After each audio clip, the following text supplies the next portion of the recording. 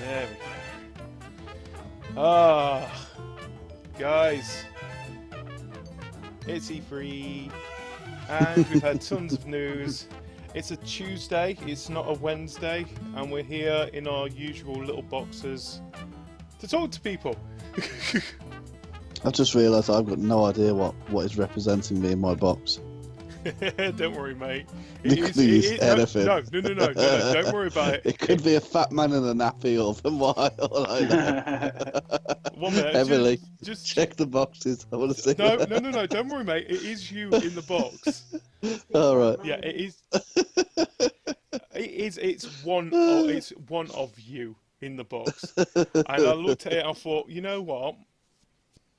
This might be a good idea as the default. I have not got a camera mode with the original Cravers. So unfortunately, I haven't got one for Tattastic yet. But Don't worry, mate. There will be one. So anyway, let me begin this with, as usual, hello, fellow Cravers, and welcome to the CTG Podcast E3 Special, Part 1. As always, you have me, GD, I have Tattastic, and we have Hanksy in a very stiff mode today. You really do look... I like the plaid shirt, mate. It really does suit you. It's still that's my Sims character. Yeah. I haven't seen it. That's all right, I don't mind that one. Yeah, you know. That could have been worse. It could have been a fat man in a nappy. So, like we said, it is E3 week this week. We have seen all the conferences. As always, like last year, the year before, we are going to be doing a two-part episode. So it is Tuesday, the 13th of June today. We do have another episode tomorrow on the 14th of June for people who are watching this live. Just to explain things, so in this episode, we are going to be talking about EA's, Microsoft's, Bethesda's, and whatever Devolver Digital did. whatever that is going to be a fun one to talk about. You know what? Let's start with that. Let's start with Devolver, the new guys who actually came and did a press conference. Was it a press conference? I don't know what it was. I haven't seen it, so I've got no idea what you're talking about. So, if like with Hanksy, if you haven't seen it, if you don't know who Devolver Digital is, first of all, they do a lot of what's it called, indie games. They do a lot of publishing for the indie games. The most known titles that I can think off the top of my head, they did Enter the Gungeon, published that, didn't they? I'm trying to think of some others off the top of my head. Obviously memorable. Oh, no. The thing is, the indie games that they've done, they have been memorable, but because there's so many different studios that do that nowadays, it's kind of, that was Team 17. Oh, yeah. It's Microsoft's, that one is. Oh, yeah, good point. Yeah. But they are known for... Hotline Miami. Octodad is another one that they did. Yeah, okay. They've got... a couple of games which we are going to be talking about that they are bringing out. But first of all, we need to explain the actual conference. So, Tattastic? It's sort of like a low-budget stage show. It was a bit bizarre. It was more like they were making fun of the whole press conference stuff. Yeah. With a mixture of... everything's going bad and it's like something that you would more find on Adult Swim late night. Yeah. yeah. So I like the whole throw money at us, throw money into the screen. My arm! His arm goes into the screen when he pulls out. There's a stump split and blood everywhere. I don't understand what's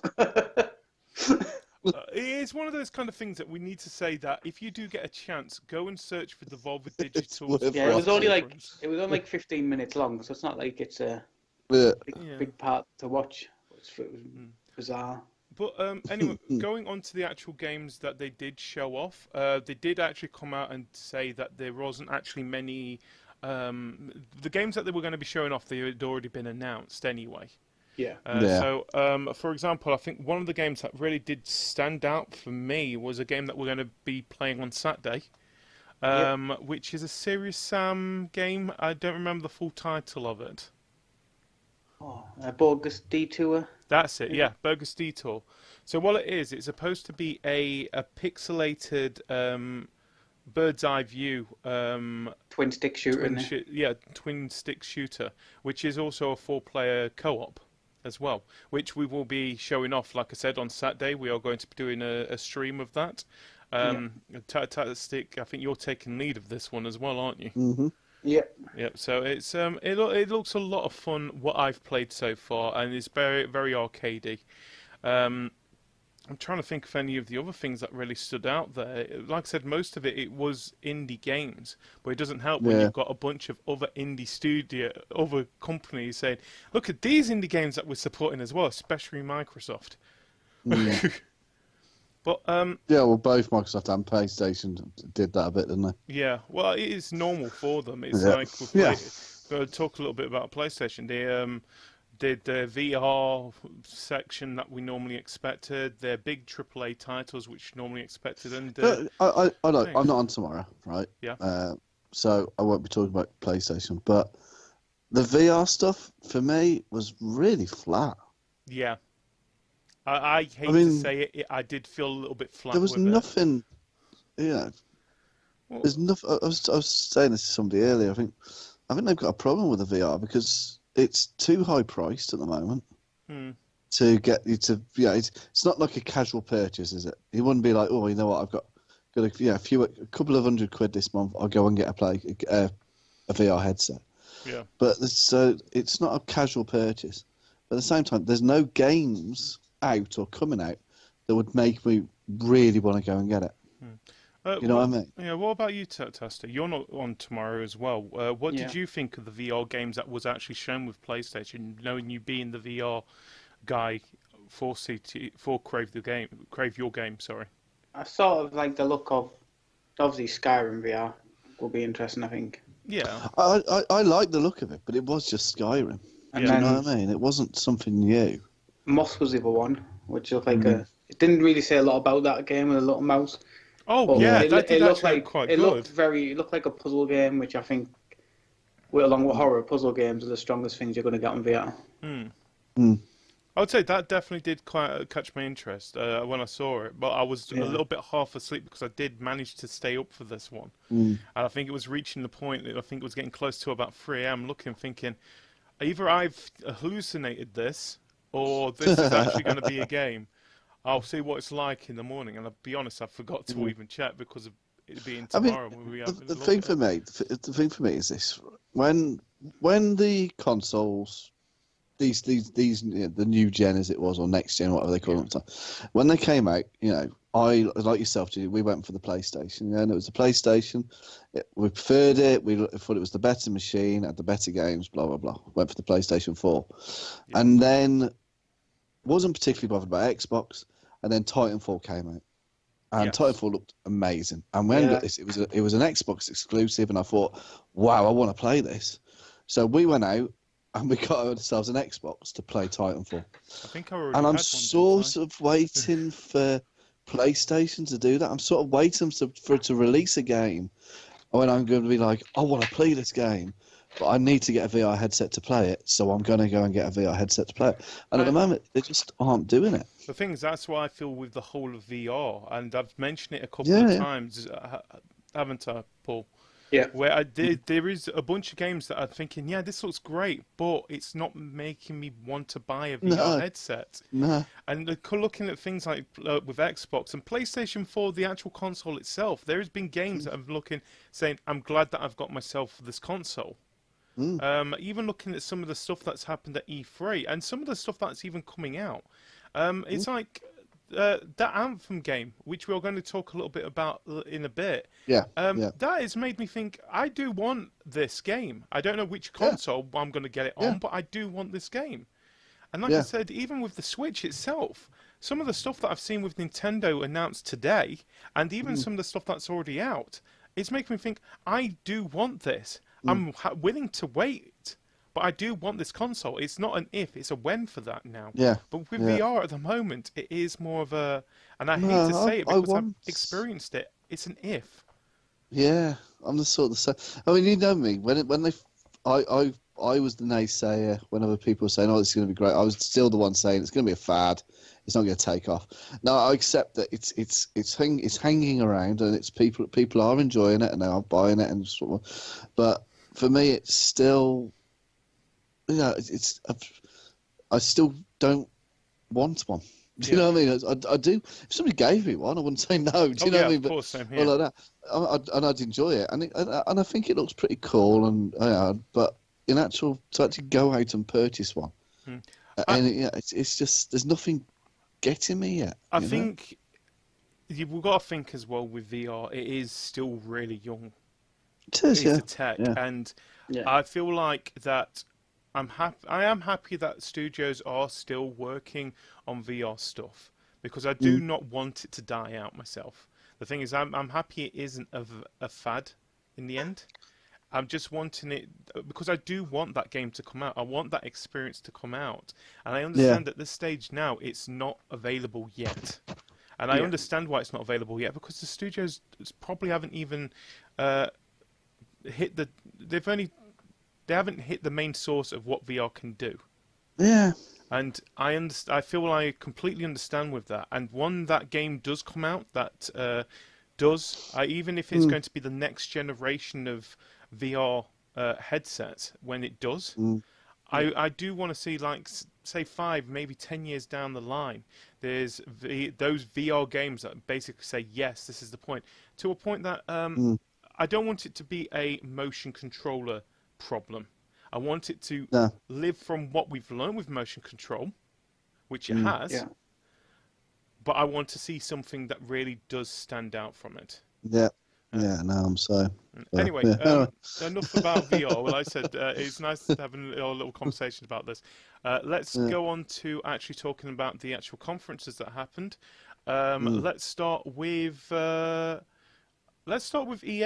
The first big guys. So, give me a second. Let it just load in. Come on, little fella, you can do this. I've actually got the trailers for once. We've actually got videos. We've got pictures that move, and I can move one of the pictures. Come on, work. This is me. This is me actually getting things working. So, like we said earlier, let's talk. Wrong picture. That one. And let's get rid of that. Screw you. Go away. This is me getting things sorted.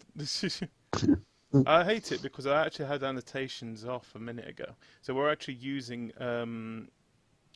EA's actual... Thanks to EA for actually having the videos in a list for us, which is nice of them. But still, at the same time, I'm wishing that they would work a lot faster. So, anyway, let's talk about the first game, which we mentioned not long earlier. Let's talk about Anthem. It looks so much beautiful. We're getting the actual gameplay footage on the screen now. Which I swear to God, if it's done another one with the annotations, I'm going to be pissed. I hate you so much. Anyway, let's talk about Anthem while I'm sorting this out. Who wants to start us off with Anthem? It looked, I mean, we didn't see a huge amount, did we, at EA? They showed more of it at the Xbox press conference. I mean, it looked really interesting. Yeah. It definitely. I don't know. So we saw. Difficult to really say what it was about, though, wasn't it? I think. Yeah. Yay! There was elements of Destiny in there. There was elements of sort Mass of Effect, Evolve, Mass Effect. Yeah, it just seems to be a bit of a mashup, really. Well, definitely looked really good. The thing is, that's what. And I mean, it's got. I think it's co-op as well, which looked interesting. I think it was a 4-player co-op. I think. Yeah. That looked good. Well, that's the thing from Destiny, which we did moan about, that it was not enough people in the actual co-op side of things. Well, it's 3 people in the fire team, isn't it? This is 4, which is the 4's what we normally expect, isn't it? You expect 4. Yeah. 3 was always weird. My understanding is from Destiny 2, we're going to get 3 again, which is Still a little bit annoying. You would have thought that they would have learned from that. The thing is, when we came out and said, no. The problem we're having here is that you're basically limiting us down to 3 people.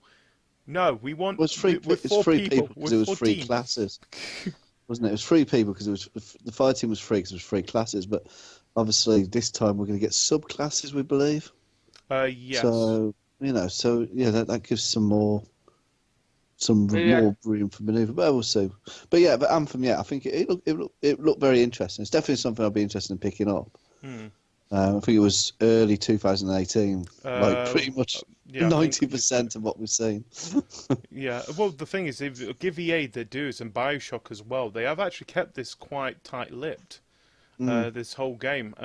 And it kind of makes me think that after knowing what happened with Mass Effect Andromeda, I wonder how much of the actual team was put behind this game instead. I think a lot of people are actually worried about this game, if anything, because they're thinking, That's what I mean, is to put, Andromeda's probably put a sour taste in a few people's mouths when it comes to BioWare. But they've got jetpacks! I don't know, I was watching the footage right now, and it does look really beautiful, but then again, so did Andromeda. The thing is, this is what we expect from BioWare. We do expect a beautiful game, and I think, if anything, we would be more disappointed if we didn't get a beautiful game. Yeah. But I don't know. It's one of those kind of things that I want to have a go of beforehand. Something I want to keep an eye on, I think. Yeah, definitely. And if anything, knowing EA, when it does come out, they're going to do the usual, you got EA access, here's 10 hours trial of it. See what you guys think of it. It's like, definitely be interesting to have a look at it. As I say, I think... So I think it's definitely something I'd be interested in picking up next year. Out of everything that was coming out in early 2018. I think it's definitely something, just saw something that popped up not long ago on the actual screen. It seems that it does actually reward you for more exploration in this game as well. What the hell was that? Yeah, I was heavily sneezing. Okay. But it does seem to actually reward you for exploration, which is a nice thing to see. The thing is, the last thing... But then again, we've said this again. Do we need another, which by looks this is, an open world title? Open world sci-fi title. That seems to be what AAA stands for now. Sci-fi and open world. Yeah. I know it doesn't spell it. I know AAA is AAA. But that seems to be what genre they're going down with these kind of things nowadays. Yeah. And I don't know. Like I said, I do want to go, but I am scared that I'm going to get bored of it, and it does look very demanding of time as well. Yeah.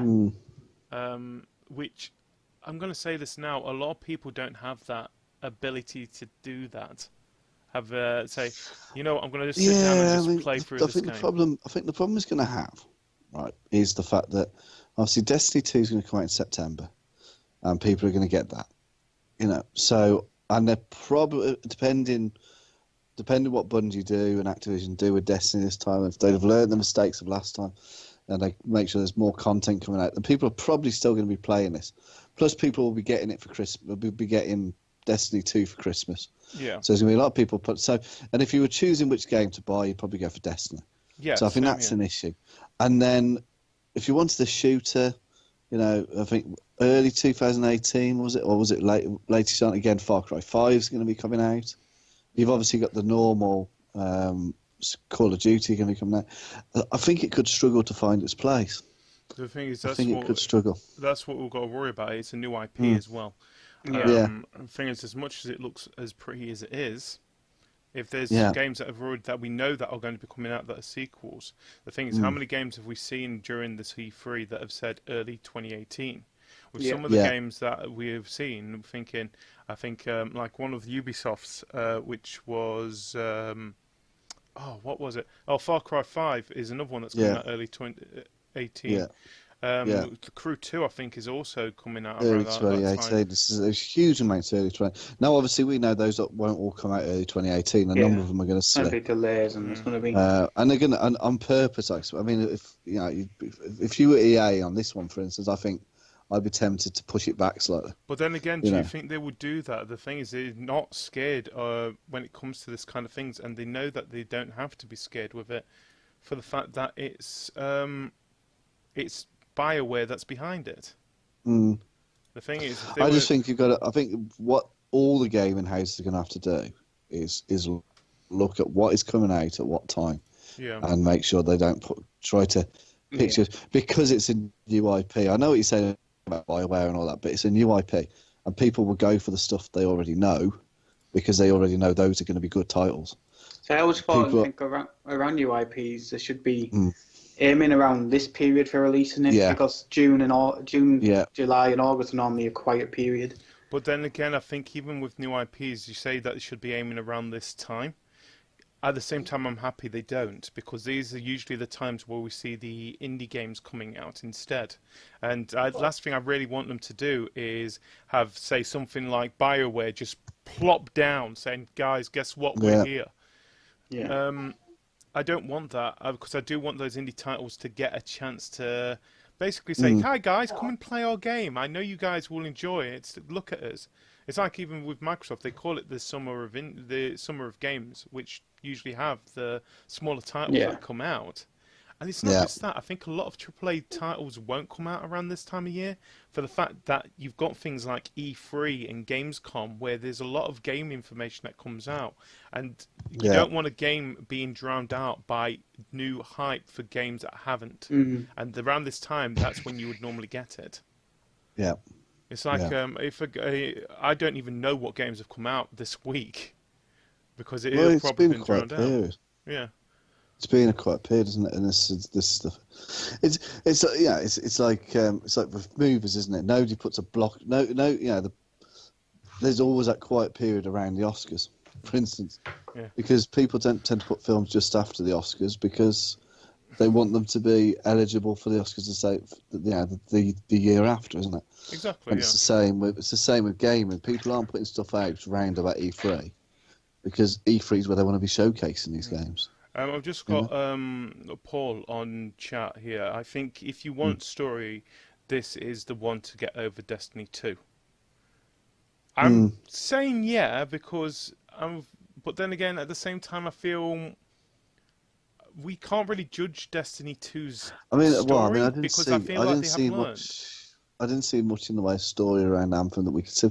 But the problem with the reason we're saying that about Destiny 2 though is because we remember the fact that the story on Destiny 1 was really short, wasn't it? It wasn't that. It wasn't just short. It was all the fact there wasn't a story, was there? Unless you went on a different website to go and read the story. On a different website to read the story. That's my plan. I want to read the story that you want to show us.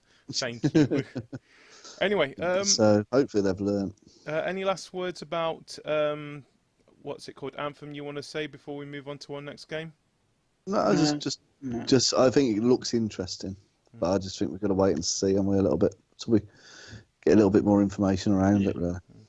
Well, anyway, the next game I want to talk about is one that really did take us by surprise. I would say, A Way Out. Oh, this looked brilliant. Yeah, so there's like I said just there, it's from the same people who made Brothers Tale of Two Brothers. Yeah, wasn't it? Tale of Two Brothers. Yeah.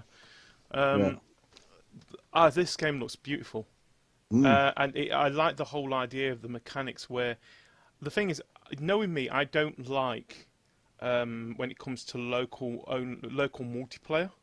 Yeah. No. But with this game here, I completely understand it will work, even though it is also online as well.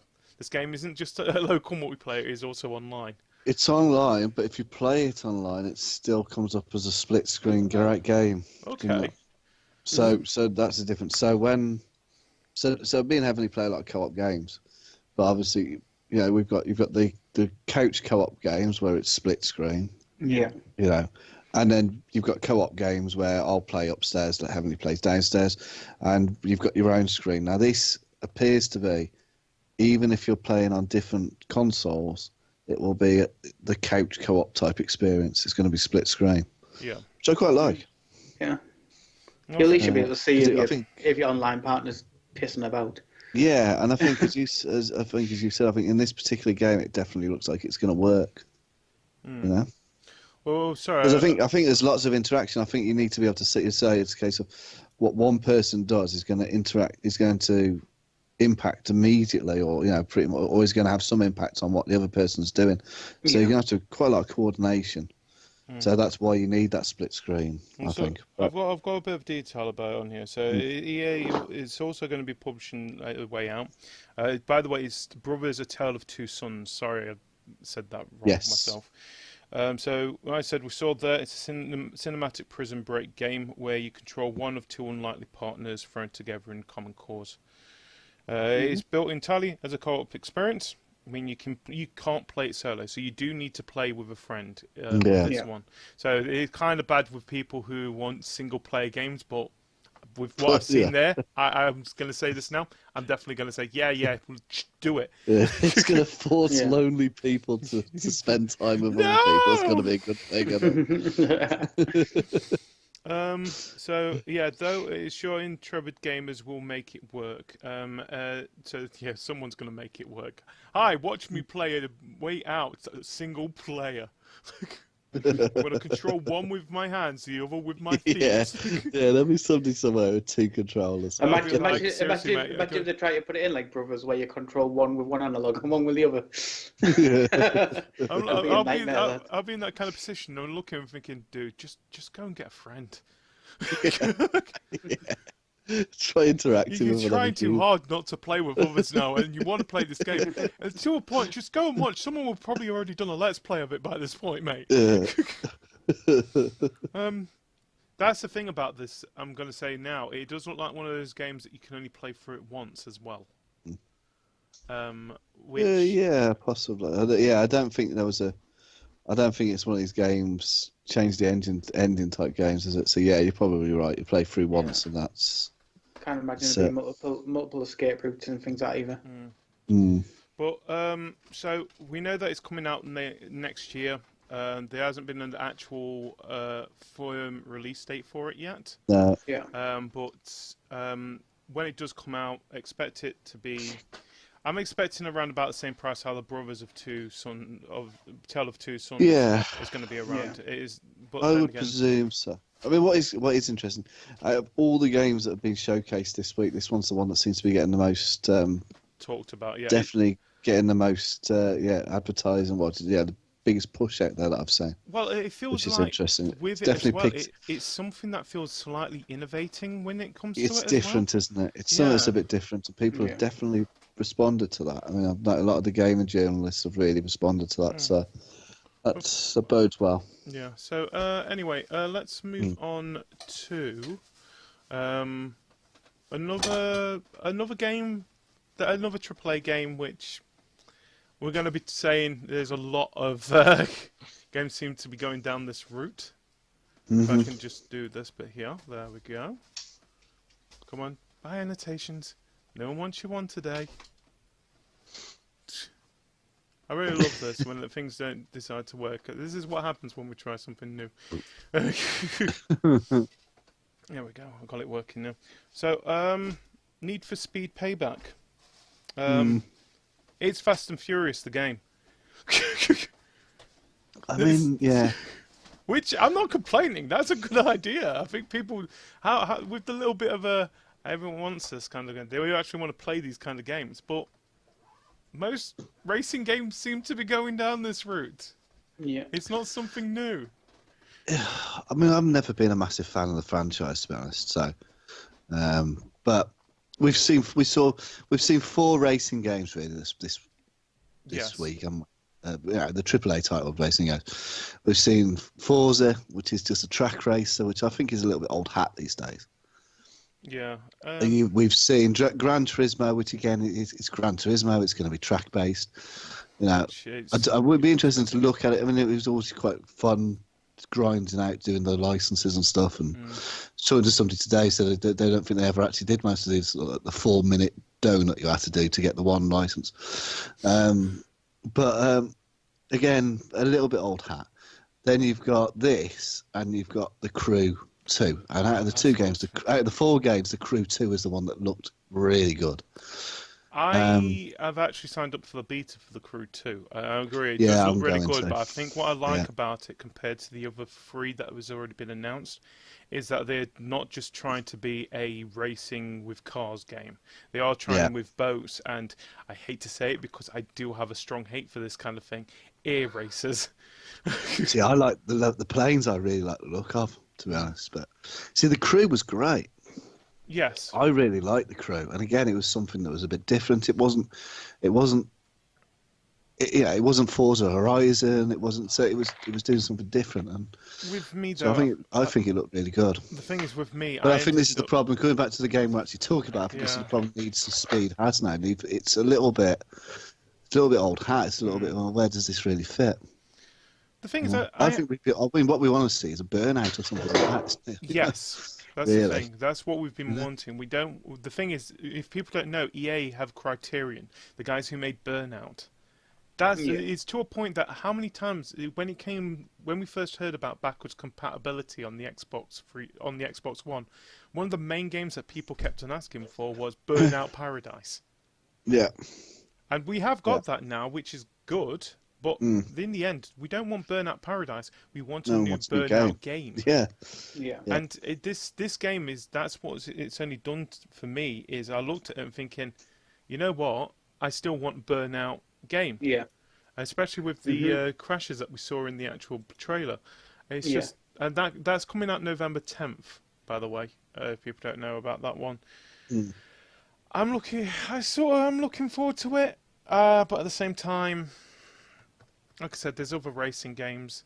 It's not something that's making me I want to buy it straight away type of thing. No. And I'm the kind of person who's pre-ordered Cuphead, so yeah, it says more about you. Yeah, it says more about me, but there's reasons why I've pre-ordered Cuphead, and I'll explain to them in a bit. So let's just get a quick through a few of the EA stuff that we haven't mentioned so far. The EA Sports stuff. So just say the sports games. There's some of that going on. I do like the idea with what they have done with the sports games. They have started to look at what happened with FIFA with the Journey, and they have now implemented it across the whole of their EA Sports licenses now. With Longshot for Madden 18 and the one for NBA. And they have also going to be continuing with FIFA 18 with the Journey, and I'm so happy. I'm so happy that season 2 wasn't it? Yeah. The thing is, that's what everyone was asking for after that. Is we want to continue with this guy's story.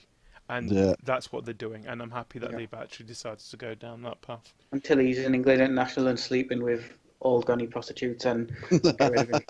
No, that's the Wayne Rooney Special Edition, mate. Yeah, that's the DLC. The Wayne Rooney DLC. He actually takes Alex Hunter to a brothel. That's only available if you actually are with Man United throughout the game. I'm saying now, where they think you're going to be really, really good and then go and sell you off at the end of the season. Yeah. Another one that I'm not going to show stuff about because it is more of expansions, if anything. Battlefield 1. We're getting night maps and Russian expansion. It looked really good, didn't it? I thought it looked really good. It does look really good, and it is nice that this is the thing about Battlefield games I've noticed. When it comes to the expansions, compared to Call of Duty would try and get it out throughout the year. Battlefield, on the other hand, we're going to do a couple of years. Yeah. Yeah, but they've always done that, I think, with Battlefield, haven't they? You're right, they've sort of always... But, it's one of those things where... quite good at this, I suppose, in a way. But Call of Duty, it's an annual thing, isn't it? Yeah. I mean, Battlefield, it's every 2 or 3 years. Yeah, we also like to point out that the night maps, which are going to be coming out, they are going to be free updates to Battlefield 1. They are what is the name of the Tsar, which is the Russian that's right. expansion. That is going to be coming out. They haven't actually given a date when it's going to be coming out, but we are supposed to be expecting more details at Gamescom in August about that as well. Yeah. So that does look really good. Trying to see if there's anything else apart from you know what. No, it doesn't seem like it. You know what looked amazing. So let's talk about you know what. Yeah, let's talk about you know what. So let me just get the video up first for it. So yeah. I am kind of not surprised. Well, we already knew this was going to be their main talk about it. And that is, of course, Battlefront 2. Battlefront 2. Mm-hmm. I'm going to say this now, even being not a Star Wars fan, this looks awesome again. It looked brilliant. And the first one was brilliant, so we shouldn't be surprised. It feels like they've basically just expanded on from the first one, which is nice. That's what we've been wanting from this, and especially where they have been teasing a little bit about the story as well.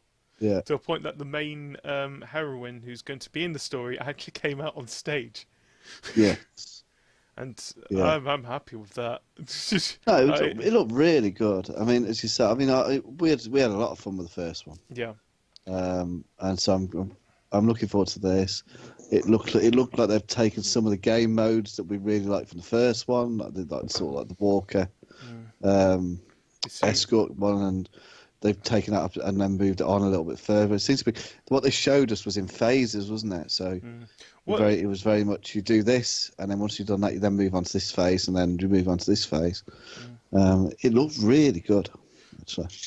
The thing is, talking about that as well. Yeah, that's the thing. They did dodge. It seemed like they dodged about talking about too much about the single player in it. Yeah. But then again, I feel like that's the point. They wanted to show more about the multiplayer because that is what people are going to end up playing in the end for this. Well, it's like any of these games, isn't it? Everybody goes on. People go on about I want a single player, and it's nice to have, and we play through it, and usually it takes a couple of days and you play through, and then you then spend 6 months playing the multiplayer, isn't it? And it's what we all do with games like Battlefront, Battlefield, Call of Duty. Everybody always takes a piss out of Call of Duty and the 15-minute campaigns, but the vast majority of people aren't buying Call of Duty to play the campaign, are they? No, they're not. They're buying it for the multiplayer experience, and it'll be the same with this. It's a nice to have, but it isn't really what we're that bothered about, is it? The fact that we're getting one makes it better than the first one. I think that's the thing. It's one of those kind of things where we saw it with Titanfall as well. Yeah. That a lot of people are thinking you're basically giving us half a game. It feels like, especially if it is a AAA game, which it was, and this one is, you should have the single player and multiplayer side of it. Even though it's not being played, the single player is probably not being played that much. For example, with me, I ain't even completed GTAs. I'm playing mainly the online stuff. You really should. I really should. And it's the same again, like you said, with Call of Duty and stuff like that. Even Battlefield 1 could be a good example of this. People are not playing. A lot of people are probably not playing the single player game, but it's nice to know that it's there in case you do want to play it. And do you know what? The only reason we think like this is because it's what we're used to. Exactly, that's the thing. Right. And the reason we're used to that was because gaming has moved on very, very quickly when you think about it, isn't it? And it wasn't that long ago that there was no multiplayer. We were playing. We weren't even connected to the internet. On the Xbox, the original Xbox, not even really connected to the internet. You can already hear Generation Z saying, "What? How did you play with your friends?" Because you couldn't, because it was thinking dial-up. I mean, you couldn't afford to play a game on the internet. I'm just going to tell you this now, Generation Z. We didn't have fidget spinners back then too. No, how did we manage about fidget spinners? I'm saying that I've got one. we just had 2 pen tops and stuff like that, wasn't it? Really, back in the time, we played with a stick and a hoop. Chew the rubbers off our pencils. But, oh God!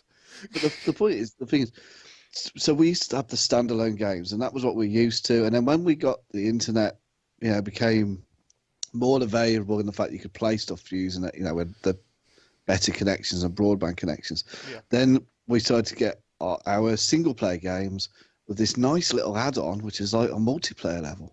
So when you think the first Halo, for instance, this was multiplayer. This is a bit weird, and we were all a little bit nervous, weren't we? Because it was playing with other people, and this is a bit weird. And now that's the norm, isn't it? But we still see the games the same as we saw them before, which is we should have a single player, and then we should have a multiplayer as well. And actually, what's really happened these days is it's gone completely the other way, isn't it? We're actually these are multiplayer games, and you get this added element of a single player, So we shouldn't really be that bothered if we don't get a single player. Well, then again, I think a lot of the time, a lot of people are bothered. The thing is, it's not that they're bothered that it's a multiplayer-only game, because some of the better games of last year were multiplayer-only games, like Overwatch, for example. I think what bugged a lot of people was that they were still paying around about 50 quid for this game, and that... We were paying 50 quid for Overwatch. I mean, this is the point, but that's isn't the thing, we didn't. We paid around about 30, 35 for it. The thing Depends where you got it from. Exactly, yeah. But I think we get hung. I think this whole thing of I'm only getting half a game is I just think it's nonsense these days. I don't think we should be looking at it like that. I think, it's nobody, because we don't look at it the other way, do we? Right. So Shadows of War is going to be coming out this summer, right? Yeah. People are not going to be going, oh well. It's 50 quid and I don't get a multiplayer. I'll be honest, I will say that just to annoy you, mate. Yeah, you'll say just spite me now. But we don't do it. When these games come out, when Primal came out. Oh God, we really want to go down that route because that was a flop. It was a flop, but again, people weren't looking at it as a flop because it didn't have co-op. Yeah. Which Far Cry 4 did and Far Cry 5 is going to have. So it's weird that we don't, when we get a single player that doesn't have a multiplayer, we don't look at it as, this is only half a game. But when we get a multiplayer game that doesn't have a single player, we do. And I think people just have to look at things a bit differently these days. I agree. I do agree with that. But I feel at the same time that when it does come to these kind of games, especially like I say with Star Wars itself, where you have got an actual franchise which is known for being a movie. It's a movie that has got a story behind it. Yeah. And then it just comes out with this. And the thing is, I'm going to say this, I did love Battlefront. I loved it a lot, like you guys did as well. And it just shown with what they did with Battlefront 2. Even though we've not played it and we've not seen much of it at the moment, it does have the ability to have a story there. And I think it's like another game, like we said earlier, Titanfall. There was a story there. It's just that they did it in the wrong way. And when it came to Titanfall 2 that came out, they basically rectified that and gave a proper single-player story that everyone was really happy with. I think one of the big issues with the first Battlefront as well, which people took, was the very limited amount of content you were getting for the online. You were paying 50 quid in some games where you get the single player and the multiplayer with more maps and more game modes. I think that was a problem. Yeah. People looked at it and thought, why are you selling me a season pass when you've only put 6 maps in your full game? I think that was one of the no, I'd agree with that. It's like Paul just said here, each to their own, but I play games for the alone time and narrative, and I think multiplayer can hinder quality. Yes, I do agree. I get that, but in which case, don't buy Battlefront. Yeah. You know what I mean?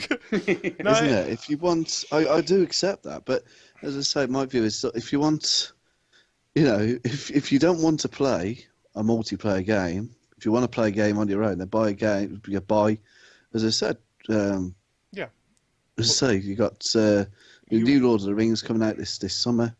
That's going to be a brilliant game, and that's going to be no multiplayer, and that's fine. If you want a multiplayer experience, then wait until the autumn and get Battlefront. Well, again, thinking of it, looking back to last year, a lot of the games that did come out, they did seem to be focusing more around the multiplayer experience as well, which I did feel sorry for a lot of single-player attitude. If you wanted to play a single-player game, it was war. That was pretty much it. And you looked at it thinking, I've already played this, and I know it's a different person who's made it now, but it's still war. But anyway, going back a little bit about Battlefront 2 that we didn't actually touch on here, about the actual characters that are going to be put into the game. In the first Battlefront, they mainly focused on the original 3 movies, didn't they? Yeah. Battlefront 2, they seem to be taking from all three eras, which is Yeah. nice. So we've got the first, second, and third. So as we saw in the actual trailer not long ago, Darth Maul's in this one. Yeah. I'm happy with that. The thing is, it was the only good thing that actually came out from the first three movies. You've got the original. Jar Jar Binks. Shut up. I He's really, going to be in there. want I it to be a playable character. If he is a playable character, I will have hours of fun of just killing myself over and over again. It's going to be Anakin and Jar Jar. It's going to be in one nice little package, and he's going to be just annoying you as you go and fight. That's what Anakin is going to be, that player that is basically going to be hard mode for multiplayer, because you could hear him on his way because Jar Jar won't shut the hell up. No, Jar Jar brings much to the annoyance of Ryan. Oh, it might be DLC. Given a chance, the devs actually said that they are going to be bringing out free DLC as well. Which it would have to be free, wouldn't it? Because you wouldn't pay for it. Jar Jar Binks DLC. Now, I'm going to say this now because people know me. I don't know much about my Star Wars, but who are the two new characters that they have already said that are going to be part of the DLC? Mm-hmm. Who are they? Sorry. Who are they? Yes. Well, look, if you're going to have Rey, you're going to have. No, I think Rey was Finn. already in the game anyway, but I meant the two DLC ones that they've. Oh, I don't know. I'm not sure. Finn and Finn was one. And Darth something. I'm sorry about any Star Wars fans out there who now getting slightly angry at me.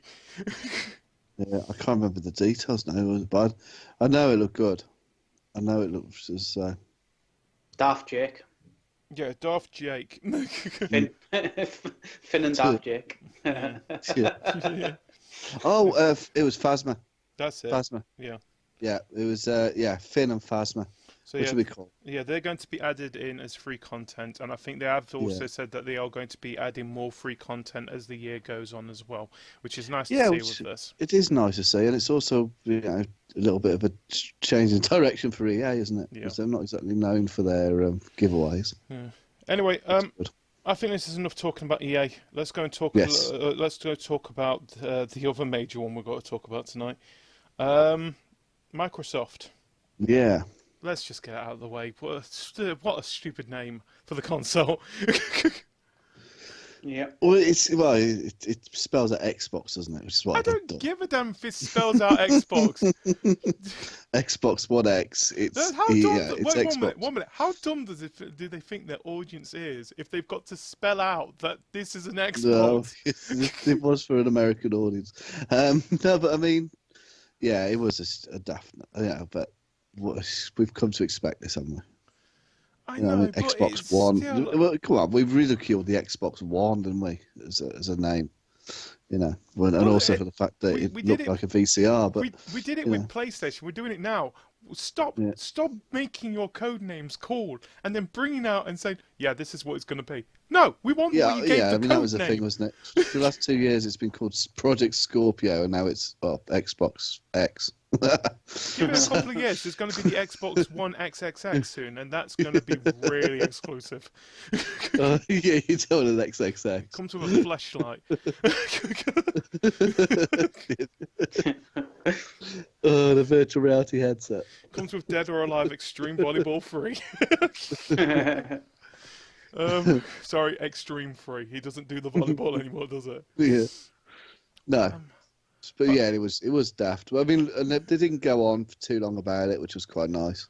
So my concern was we were going to get 45 minutes all about this new console. Well, they did say that they were going to try and keep as quiet as possible about the new console itself. But they did actually give a bit of information out about it. So we know it's going to be coming out November the 7th here in the UK, worldwide I think it is. But the painful thing here, and we knew it was going to be quite a high price, £449 in the UK. Yeah, it's ridiculous. Which is $499. Yeah, it's $499 and £449, isn't it? Which is crazy. I mean, it is crazy, and I don't really. For me, it's not that much better. But I feel if they announced it at $399, you'd look at it and think, you know what? Yeah. It's only £30 more than the Xbox One was, so it's not too bad. Yeah. But yeah, that price, you're sort of like, For what it is. It does Well, look... it's not good enough for that price, in my opinion.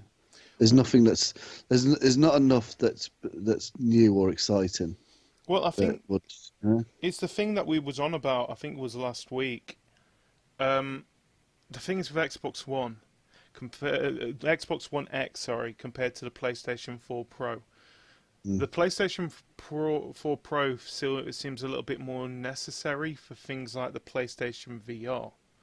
But you've got Xbox One, they don't have a VR. They have no actual reason why they're going to be bringing out this Xbox One X. Well, the only reason they're bringing it out is for the 4K graphics. But then again, what is the point? I don't really care. I thought the Xbox One S does 4K. Well, yeah. So exactly. The main reason why they're doing this is because it's got 6 teraflops. I don't give a damn if it's got 6 teraflops. As long as I can play my game, I'm happy. I at no point, and I've said this on many occasions, to be fair, with the 360, I at no point thought, these pixels are a little bit moving a little bit slow for me. The frames. No, yeah. The Xbox One, the frame rate's absolutely fine. Well, it's absolutely fine. I don't need 4K graphics. I don't need, all this. It's just a nonsense. It doesn't. It's just a nonsense. Now, this might just be a me problem here, but it doesn't bother me because I'm not actually seeing the Xbox One at its full resolution quality anyway when I'm working with it, because I've got to lower the resolution when we're doing a stream. So I'm not even seeing half the time how beautiful. For example, look at GTA 5. Half the time, if we're going through a tunnel in a stump race, it's just blur. Yeah. It looks all right when it comes to the stream itself, but for me, no, everything's a blur. And then I'm looking up at the receiver and thinking, oh, that's what it looks like in there. I know it became like a funny thing when we were on the podcast talking about it. Sorry, when we were watching the thing. The fact they ended it with the part where the Xbox One X about the console you all wanted. No. Who asked? Who asked for it? Like... Yeah, exactly. This is it, isn't it? It's one of these things where they're pushing. They're saying, well, we can now do this and we can now do that, and this is technology we didn't have 4 years ago. Yeah. Okay, fine, but no one's just because you can do something doesn't mean you have to do it.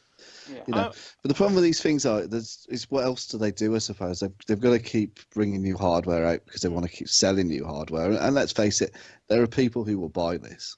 Yeah, of course. So so there will be people that'll buy it. So they need to keep bringing this stuff out to keep selling it.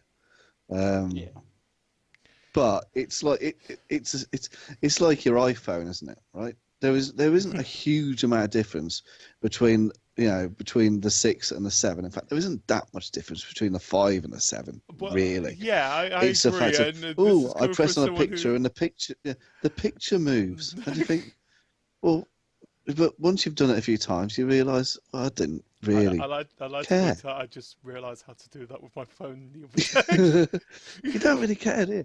You don't need it, and it's a case of they've got to sell the hardware, so they have to tweak something a little bit to make it look a bit different. But in reality, the Xbox One is absolutely fine. Yeah. If one of our Xbox Ones broke, then I might be tempted to upgrade to the S because it's slimmer and it looks nicer.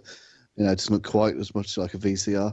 But I wouldn't be thinking, well, I must get an Xbox One X because I don't see what it does different. Yeah. Like I said, the thing is, it's a nice, and it does seem like a pretty piece of technology, but at the moment there is no need for it. Like you just said, basically did the TLDR version of it. It's not needed. Yeah. No. But it's like, it's going to I did have a look into Twitter and even Reddit about the whole thing and people's reactions to this. No one really gives a damn. No. And it's like, it's just, oh wow, you've bring out a more powerful. This is where it's annoying me with this, is that I'm happy that you bring a more powerful piece of tech out. Yeah, it makes perfect sense. But what bugs me the most is that you've got this Play Anywhere system. So why would somebody pay £450 for a piece of tech where you could probably get a better PC that runs the same games that are going to be coming out? That's the issue, isn't it, now as well? And the Windows. Windows 10 and that. Yeah, it's like most of the games that you're bringing up, which is your games, is going to be available on there. It's kind of weird when it's not nowadays. And I understand that a lot of people are saying, oh yeah, but I'm not going to use the Windows 10 store. You will if you are caring about graphics. Because if you cared about graphics, you would go and play those games. And if you want to play those games, I'm sorry, they're not going to be available on Steam. Yeah. So they're going to be, if they're Microsoft games, they're going to be available on Windows 10 only. Yeah, so absolutely. it does annoy me the most with that kind of stuff. It's like, okay, a bit of a personal question to you, Paul. You've not long got yourself a new PC. Yeah. And you've just upgraded it because you've got a Vive now, haven't you? Yeah. How much did cost you around about to upgrade it so that you can work the Vive? It was 150 for the graphics card, I think. Mm-hmm. And then it was £40 for the additional RAM, and that was it. It was done. So, would you say that you got with what the PC as well? I would say around about 600, 700 then. With the PC itself, I got it off a friend, and we built PCs, and he did me it for 200 quid. So you paid less for That's that. cost me, less. And it's you cost can me work £10, Vive. it cost me £10 less, and I can run all that anyway. Yeah, So exactly. that's what I mean. It's just you can get a PC cheaper to run a Vive, and to be honest, you need a powerful PC to run a goddamn Vive, especially if you're But streaming again, the Vive. they made. I mean, the point was made, wasn't it? If you listen to what they said, they said this is the most powerful chip ever inside a console, and it's in a console. I mean, But like, in terms of PC, you know, it's this isn't even. You know, looking at your i7s, which obviously are expensive to put in, but that walks all over that chip inside that console. Yeah. Well, And that's the thing. I just think it's massively overpriced. Anyway, let's talk about the games. Let's talk about the games. I'm not going to bother with certain games because, like Assassin's Creed, unfortunately. We'll mention a little bit of Assassin's Creed because you're here, Hanksy. What do you think about the whole Assassin's Creed Origin? Now that it's been. It looked shown? interesting. Heavenly really liked the look of it. She's the bigger fan. I mean, it looked interesting. It's Egypt. We've been hoping for this for a couple of years, haven't we? Really, Egypt. Yeah. It was rumoured a couple of years ago. Will be able to scale the pyramid. Yeah, as Heavenly says, it's going to be exciting to scale the pyramid. It looked good. What they've done is you've got the Eagle Vision. It sounds like Heavenly said, "I can't wait to scare the pyramid." No, scale the pyramid, not scare a pyramid. Hi, pyramid. Oh no, I've lost my tongue. You've got the Eagle Vision thing, where you actually have an eagle which you can tag things, which is obviously something they've nicked straight from Ghost Recon, isn't it, with a drone? Yeah. You know, which to be fair, I know I don't play Ghost Recon myself, but I've got a friend who plays Ghost Recon. And they basically said there's no way I could have even played the game without that drone. It was so useful. So I'm thinking that's going to be something that's going to be good. It's going to be something different. Yeah. The thing I like with different in the series as well is when they showed off the RPG elements. Your enemies are going to have levels. You're going to be able to get better level gear off enemies. You pick stuff up. That's something new. Yeah, so you'll pick bows up and different coloured weapons being and the system, the skill tree looked good. See, the skill tree in the last one was good, and that was a move on. This looks like they've moved it on again, so it looks good. I mean, they've been working on this game for 3 years, we think. Because they were working on this already when the last one came out, the London one. So this is Syndicate. So this is at least 3 years. You'd expect something. What we wouldn't expect on this one is people falling through the game and being able to see inside their heads. We're hoping not to. Like I said, they've been given an extra year to work on it. Yeah.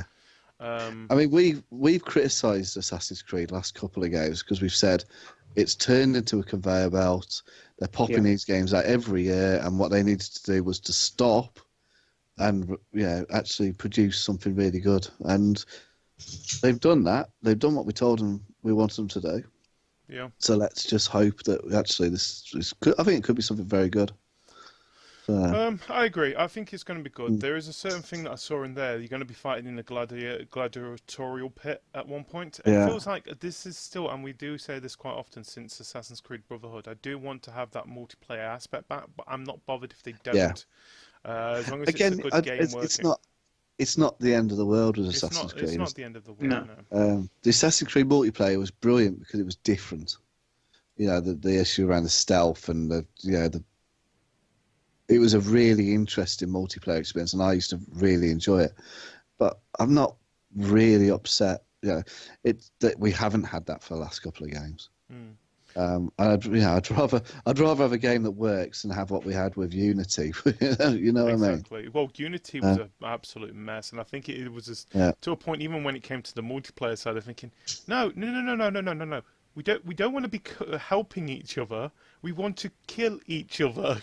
That's what we enjoyed about your multiplayer. Yeah. We don't want to work as a team. No, that was the best bit, wasn't it? It was suddenly realising that the dandy coming towards you was actually you, and that you would stab him. I'm the dandy.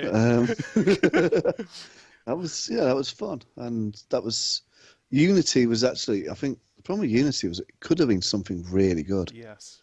Yeah, the whole idea of the co-op actually was a really great idea. It's just so cool. But because they rushed it out, we ended up with a game that was broken. And by the time they'd fixed it, we'd all given up on it. Anyway, that was the problem. Anyway, let's move on to the next game. We'll talk more about Assassin's Creed Origins tomorrow. But I want to go on to talk about a game that we've actually been quite excited for ourselves since we've heard it's got a co-op aspect to it. State of Decay 2. Yeah. So I have not really properly played the first one, but I think a lot of people did say the demo. I needed played the demo of State of Decay, and I thought, oh, this is. And when I played the demo of State of Decay, I thought, well, this is interesting. It's but it would be really good if I could actually play it with Heavenly or you or whoever, and actually have that experience, because we've never really had that, haven't we? We've not had the zombie survival co-op experience really so much, which obviously has been available on PC. By the sounds of things, there's going to be a lot that's going to be coming out. It's like what was the other game that's coming out later this? I think it's later this month. That's got a bit of a zombie feel to it, which is co-op. Fortnite is supposed to be coming out soon as well. That looks like a really good game to play. Which if people don't know what Fortnite is, it's that you build your base during the day, and then the zombies come out, and you've got to defend it during the night, which is quite good. But going back with State of Decay 2. Like I said, the first game did so well, but there was one thing that everyone kept on saying, that I want to play this with my friend. You said that you're going to be bringing co-op into this game. Where is it? And it never actually came, unfortunately. No. And that was the thing for me. I mean, I played the demo, enjoyed the demo, but it wasn't. But then I thought, do I buy it? No, because I don't want to play it on my own. And with this, I'm actually really excited. I mean, it's going to be funny because I think give it about at least 5 minutes maximum before one of us pushes one of the other ones into the zombies to get away. It's Heavenly first who's going to push me. Yeah, I mean, I don't think anyone's going to trust Heavenly. She's got previous, let's face it. So I don't care. She teamed up with Shishi Bell earlier against us. I'm not happy with that still. And that was just on Far Cry 5. What the hell? So I think I'm really looking forward to this. Actually, I think this is going to be really, really fun. And as I say, something I've wanted for, because we haven't had this, have we? Obviously, PC, they've had various different, games of this sort of guys, and we've not really had it. So it'll be fun. Well, what do you think about this anyway, Tattastic? About the whole, we're getting State of Decay 2. Have you played the original one? I played the original on the Xbox 360 for a couple of weeks, but then sort of like the same sort of thing. There's not having people there to play with just sort of makes that type of game just dwindle out quicker than it should. You just don't. Just obviously, you get bored when you're just walking around on your own. Especially like on a survival exploration game. You just want someone there to have a laugh with at least while you're playing it. Yeah. Well, guys, I want to move. Like I said, I'm looking forward to see the State of Decay 2. I think it's coming out this year, isn't it? Which is nice. Yeah, that's what it said later on, wasn't it? I think. Yeah, but didn't really give a full date. But I want to talk about another game that really was actually a bit of a surprise on Xbox's front. A game that has been really popular on PC, which they've said later this year for as well. And that is PlayerUnknown Battleground. Is going to be coming over to Xbox. So, if people don't know what PlayerUnknown Battleground is, it is a Hunger Game style game. I think another game that is available in the preview program at the moment, The Culling, which I've had a go of. I've enjoyed that so much, and this game is just going to be just as good. There is basically it's Twitch gold at the moment. Yeah, for a lot of people. But yeah, it's nice to see that it's going to be coming out on consoles. Wishing it would come out a little bit earlier, though, if anything. Because I'm scared that it's going to miss that opportunity where people are going, yeah, I'm sort of the same on that. You think, well, is this going to come out once everyone's already sort of got fed up of playing it? Moved on to the next thing. But we did get some information today from PlayerUnknown Battlegrounds. Now, we just talked about zombies. Now, if people don't know, PlayerUnknown Battleground is made by the same person who made DayZ. Yeah. They're going to be bringing zombies into this. Mm-hmm. They basically turn this game slowly into DayZ. Yeah. Well, that'd be good. We'd like that, because we were promised DayZ and never got it. I would like that as well, and it feels like they're going the opposite way. So now it's going to be a race between them and DayZ, who can make DayZ. Yeah. But I didn't know a huge amount about this game. I'd heard of it, but I didn't really know much about it. It looks interesting, doesn't it? It'd be interesting to see what is this. Is it free to play? I'm presuming it's not free to play. I don't think it's free to play. No. So it'd be interesting to see what price point it comes in at. Yeah. Problem as I say, I think was this towards the end of the year again? It's quite a congested period, isn't it? So, yeah, they've said near the end of the year. Now sticking with what's it called? The Hunger Games style of gameplay, a game that you guys might have forgotten about a little bit. It is, as I get things set up slowly, and I am not stalling here. Don't worry about that. I'm being good. As I hope the box that makes me turn off the annotations will disappear. Thank you. The Darwin Project. No, Jesus Christ. Paul, do you want to start us off with this one, mate? It's like, to me, it looks like another one of these MOBAs like Smite that's just going to come out. You're going to last about 2 minutes and think, what a load of shit. Right, just so Hanksy remembers, I can't even remember I'm going to say one word. Announcer. Oh, was this the one with they turned into an e-sport type? Yeah. For no apparent reason. Yeah. Yeah. Oh my god, and he's dead! Arrow to the butt. Well, it's just, I think as Tats just said, to be honest, I mean, there was nothing that really stood out about it that, if you're going to play that game, you'd play Smite, wouldn't you? For that type of game. That's what I mean. I think it's going to be that type of thing. It's going to be probably be free to play, but... Yeah. If it's going to be free to play, I'm definitely going to be playing it. That's the thing. And it does... I don't know, but if it's free to play, I'd rather play Smite, which is free to play. Yeah. You know that? Yeah, but I don't know. It feels... This is the one thing I've noticed from this year so far. There is a lot of Hunger Game-based games. And they're all deciding to come out, oh yeah, let's finally go out onto consoles. People want to play us now. I'm thinking, if you're doing that, slow down a little bit. Like I said, we've got The Culling already. We've got what we just mentioned earlier. Please remind me. Battleground player... Unknown. Players Unknown Battleground. Thank you, Players Unknown Battleground. And now we've got the Darwin Project as well, which is, I'm going to say, it's a cartoony version. It does look quite nice. Just looking at it now, yeah, just good up. Yeah, I remember it now, just about. But it wasn't... It wasn't something there's lots of games out there like it, isn't there? And you just think, I don't really... It's not really needed, yeah. It's somewhere between Smite and Happy Wars, isn't it? You know. Yeah. Oh, don't say that because that sounds really awesome to me now. Because it's like That's a game we all wanna you're buy, basically innit? combining my favourite MOBA game and my favourite free game, and you're mashing them in together. We're thinking that sounds awesome. Now, thank you. Yeah, Now I that's do how want it to play Darwin feels. You know, Project. it's so. I'd just rather play Happy Wars, I think. Let's talk about a game that we know a lot. Well, we've already been playing it quite a lot anyway. And it's nice that something about it is going to be happening this summer. Minecraft is going to be cross-play, finally. For God's sake, it took its time. Yeah. I mean, I've got to admit, I've sort of lost interest in Minecraft in recent months. I haven't been on it in ages. And then this... But I haven't, though, you know what I mean? I haven't really, because...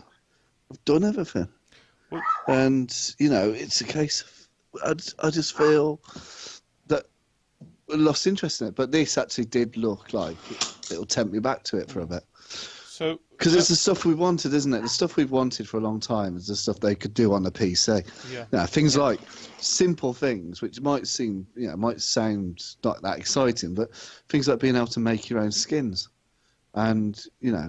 We're going to be able to do that, and that's exciting. Well, the thing is, that's what I've been wanting. The thing is, no offense, I love my Gentleman Creeper outfit when we're doing the Xbox and the PlayStation games.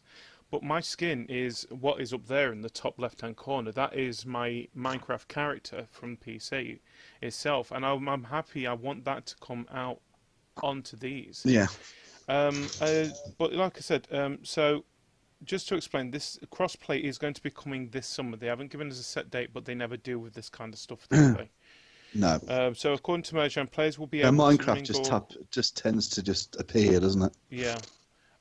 The thing is, people will be able to mingle across mobile, consoles, Windows 10, and VR. Now, when saying consoles, the one thing that really did take my notice, but this could just be because it's the Xbox press conference, we saw nothing about PlayStation 4. I don't think it is, because if you looked at, bring up, that obviously we'll talk more about tomorrow. We look at Nintendo's conference today. They've announced that Rocket League is going to be cross-platform between Switch and Xbox, not PlayStation. Which is making you think, what is happening here? Is PlayStation being a little bit... I really hope you're not PlayStation, because we do... This is the thing. If you guys are the reason why we're not getting full-on crossplay, screw you guys. Seriously, screw you. I think Sony is scared of it, though, because of the hack that happened, and it's opening infrastructure to other people, isn't it? Yeah. And I think that's so. what... So I think Sony's got more to lose as well, because it's further. It's still ahead, isn't it? PlayStation's still outselling Xbox. So you know, if by cross, and it's selling itself still as being, you know, it's for the players, as the tagline goes, you know, and it's still it's the gaming machine as they build themselves. Well, if they and they've also built it as being, you know, a superior machine. So if you could cross play with Xbox, that then raises issues of, well, actually, is it superior? How could it be that much superior if the infrastructure could be matched up in that way? Yeah. So I think they've got more to lose. Well, also something about Minecraft we need to explain as well. They've announced the super duper graphics update as well for my Xbox One X, which will give 4K graphics to Minecraft, because that's what we need for Minecraft: better graphics. I mean, it's silly, isn't it? I understand. I kind of understand. The whole point of Minecraft Minecraft is that it look really beautiful, but most of Minecraft is not about the graphics. Nobody's playing Minecraft for the graphics. Thinking I sort of want a bit more fidelity on that block. yeah. Nobody's going to shadow. Yeah. Doesn't the moss on that mossy block look so beautiful? Nobody's doing that, and nobody ever has. You know, it's Minecraft. We don't play it for the graphics. No, we don't. You want to play a beautiful game? Go and play Skyrim. You know, if you want to just have a laugh and, you know, mess around and build stuff, then you play Minecraft, don't you? And that's so. But this is the issue where I think, you know, Look, Microsoft is always. I still think Microsoft is confused about what it's going to do with Minecraft. It's bought it, spent all this money, it's played money into the educational side, but I think it struggles to really get what Minecraft is and what to do with it. I'm going to be honest. When I first saw them mentioning Minecraft, and I saw with all these things showing up, I'm thinking, oh shit, they are going to be mentioning Minecraft too. Don't do this. Please don't do this. And then he said crossplay. I think, yes, they didn't mention it. Yeah. I mean, I don't think we'll get a Minecraft 2 because we just don't need it. There's no way of doing it. No. I'm just happy that they're going to be hopefully... They're going to put a story mode in it. They've already got that. It's called Telltale. That's something we didn't mention. Telltale season, Minecraft Story Mode Season 2. That's coming out July as well. The first episode of that, which is nice to see. I'm happy they're going to be continuing with that as well. But anyway, going back with Minecraft itself. Minus one pig. Give him a llama instead, please. I want the llamas to make a star appearance in that. But yeah, like I said, I'm happy that Minecraft is now going to be... They are going to be trying to make it into one nice hub. I like the idea that I'll be able to play with people who are on PC as well. And it's also what they count as a true cross-play title as well. Not like... Rocket League is not a true cross-play title. The only other game that really did that was Final Fantasy XI. And that was between the PlayStation and PC. When we mean true crossplay, I like to point out, is when you can actually go and say, hey, let's team up, let's start a party or something like that. I'll go on my PC, you go on your console, and we'll meet in this world. Yeah. Rocket League, you can't do that. It's, right, we're going to play quick play and hope for the best. Yeah. So, like I said, I'm happy that is going to be happening. It's the thing that we said is what we've been asking for. I can't wait to see some of the mini game stuff that is already on PC come. I mean, that's the bit that excites me because we're going to be able to. I believe we're going to be able to access PC servers, and that then opens up all the mini games that we've jealously watching. I'll admit it, jealously watching. Yes. Our PC brethren playing on on YouTube and whatnot, and thinking this looks really good. I'd love to do that, and we've just not been able to do it. All I want to do, I'm going to say this now, and this is because of what world we have. I'm going to feel that Minecraft Realms is going to be involved with this because it makes sense of it doing to. I want to have the ability to transfer CTG Village onto a server like that. Yeah. That's what I want. But I would be happy to start a new server. And open it up to CTG. That's what we've been wanting. And more importantly, we've been slowly starting to do this. This is definitely now making me forced. I want to do the Minecraft challenges again. And this is opening it up thinking, I want to do this. Absolutely, yes. Is it. And also the fact, if we've got a server as well, the fact that that's always been the issue, isn't it? The fact that if we wanted to do anything to our houses or stuff on CTG Village, you had to be there. You had to be online, or you had to leave the world open so we could jump in and stuff. This isn't going to, we can actually, in terms of the challenges and stuff, we can have 2 or 3 people working on them. Yeah, that would be great for me. I would love other people to work on challenges. I don't want to be the only one that's doing the challenges. That'd be fun. But anyway, like I said, we're going to see what it's like. It's supposed to be coming out this summer. And I think that's pretty much it that we can explain from Minecraft. It looks great, and it's made our interest for it again, which is great. So we'll see how that goes. A quick run through for some of the other titles we haven't mentioned so far before we go into the main one for it. The Last Night, which it looks interesting. It's very Blade Runner style of gameplay. You guys remember that one? Was that the one that looked really good, then it went really pixely? I think it was. Let me just have a look at the video. It's either that or that. Let's have a look here. Sorry about this. I think it's either that or The Artful Escape. The Artful Escape was the guitar fella. Oh god, yeah, it was. Yeah, this is the one that ran pixely. By Odd Tales Game. It looked so good, and then they did that. So one thing I'll give the conferences this year Yeah. is we've seen a hell of a lot of games. God, yes. Yeah. And in the past, actually, I think we've sort of complained of the fact that we haven't seen a huge amount. They've padded them out and they've shown lots of stuff around the hardware and stuff. Yeah. But to be fair to Microsoft and Sony this year, huge amount of gameplay. Oh, God, Yeah. yeah. A lot of games. You know, and yeah, okay, some we haven't got dates for. A lot was next year, but we have seen a hell of a lot, and Yeah. I think we're finally there, aren't we? We're finally getting there. Where there's huge amounts of content coming out. You know, it's taken a couple of years to get it, but I think we're there now. Yeah. Other games that I want to mention as well, like I said, The Artful Escape, which looks like a psychedelic prog rock band was made into a game. Is that the guitar one? Yeah. Tacoma has got a brief teaser of a trailer. It's long enough that it's going to be coming out in August the 2nd. I don't remember that at all. No. The Lucky Tales, Super Lucky Tales, which is going to be coming out as a non-VR version for Xbox One. That was what came with the Oculus Rift for free. I thought I remember that game. That's where I remember it from. Cuphead has been given a release date, finally, 29th of September. Like I said, you can pre-order it now. I have. Yeah, oh, God. What the hell was that? Ooblet. It looks like a trippy thing with mushrooms. I can't remember seeing that. So some of the titles. This was, the where they did the montage of indie games. Oh, right, okay. Yeah. They did a load of indie games, Yeah. didn't they? There's some interesting and some not so much, but Osiris New Dawn Brawlout, which does look really interesting. Ooblet was just mentioned. Dark Light, Strange Brigade. Sorry, River Bond, Hello Neighbor, which is going to be good, and of course the dog simulator known as Conan Exiles.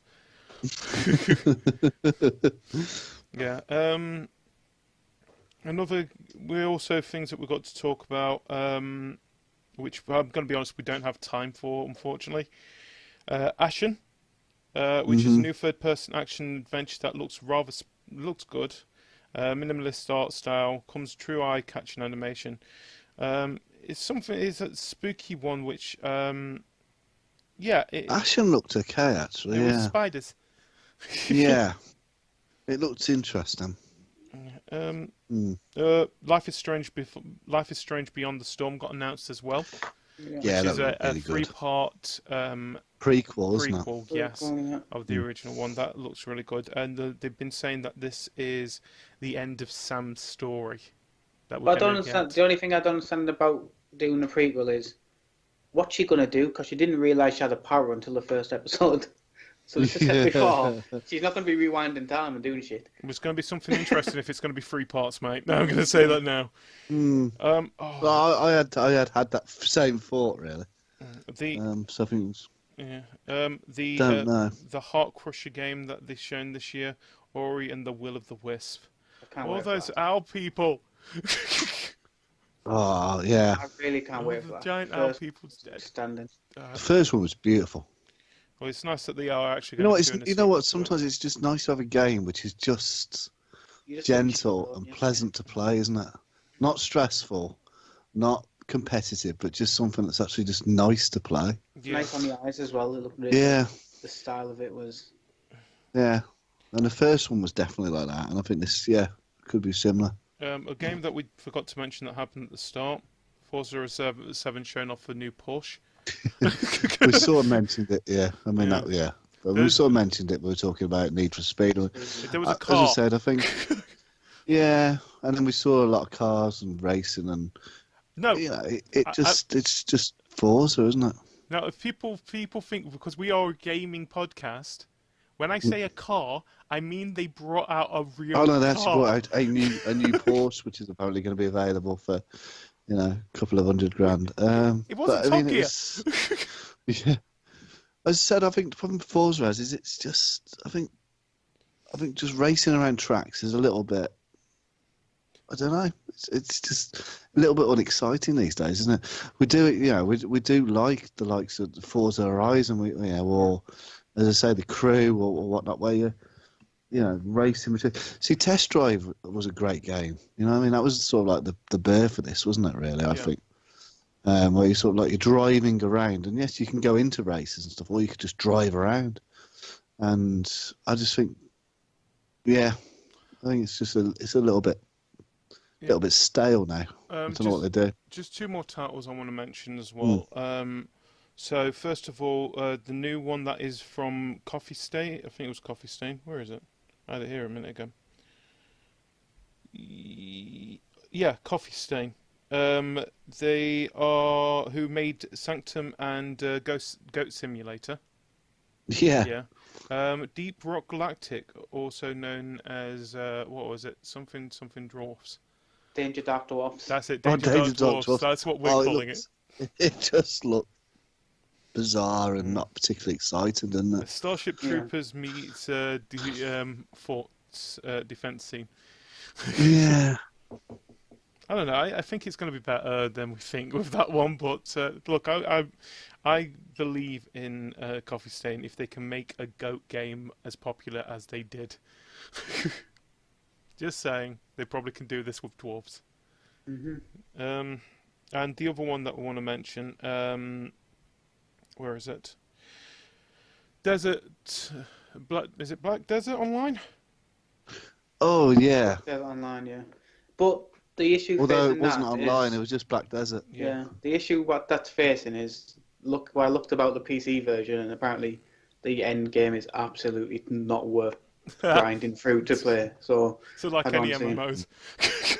Yeah. Yeah. And another one that I forgot to mention that they're showing off a bit more of Sea of Thieves. That game looks good. I'm looking forward to that. I've signed up for the preview program, but you've got to. It took about 40 minutes to fill out the survey, and then you have to pretty much sign your life away. Are you a boy or a girl?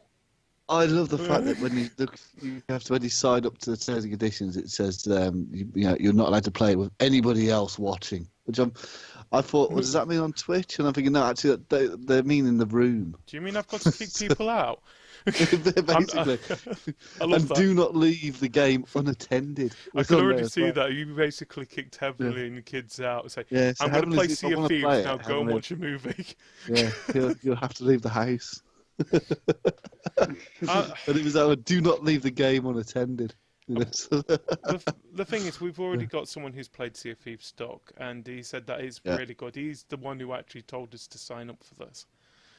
See, I was really excited about this last year, and then this year I saw the demo, and I wasn't as excited as I was last year. I don't know. I think it's going to be. And to be honest, the problem it's got now as well is the fact that, as we'll be talking about tomorrow, but Ubisoft pulled Skull and Bones out of the hat. With the Kraken. Which basically, when we all played Black Flag and said, well, it's a great game, but the bit we really like is the pirate ships, and wouldn't it be great if we could? I remember Kaj saying this. Wouldn't it be great if we could team up and and sort of have go around together? And basically, they've made that game for them. So it's sort of and I'm not sure really where Sea of Thieves fits. I mean, obviously it's a different type of game, but the two, I'm definitely going to be going for Skull and Bones. Yeah, just one more thing I want to mention as well. Backwards compatible. They're going to be bringing the original Xbox games over, starting with what was the title that they mentioned? Crimson Skies. Crimson Skies, yeah. I'd just be happy. Just bring Blinks. That's all I ask for. Just bring Blinks back. Yeah, Blinks a time sweeper. Bring him back. That's it. That's all we need. Nothing else. I don't know. I don't know if this is just me being miserable, which it could well be, but I'm not really that bothered. They've actually shown off a controller that is the original Xbox One, which is going to be coming out for it. Yeah.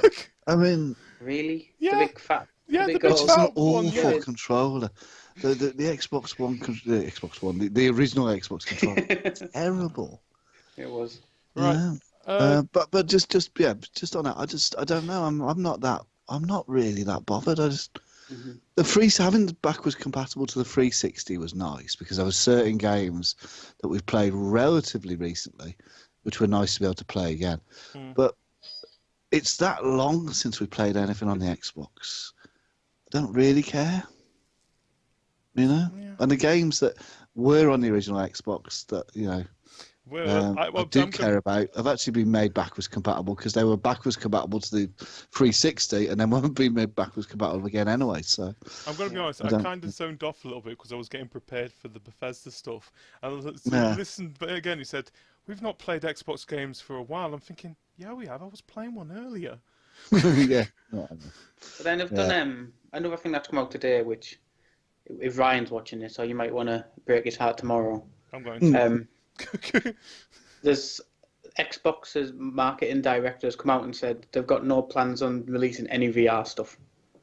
Yeah, oh, God, so what's the point of the Xbox One X? He said that he sort of took a dig at Sony by finishing it with, "We feel PC is the right platform for VR, the only one that can do it properly." So then they've got rid of every plan to do VR, according to their marketing director.